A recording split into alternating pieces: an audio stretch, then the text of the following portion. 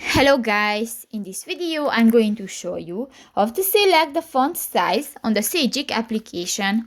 But first of all, I just want to mention, please don't forget to subscribe to our channel, because at 100,000 subscribers we are going to show you our YouTube revenue statistics and growth strategy, how to make money online. So let's jump into it. First of all, open the application on your device. New, click to the three lines at the upper right corner of the screen and go to the settings button. In the general section, click to the view and units option and you can find different options.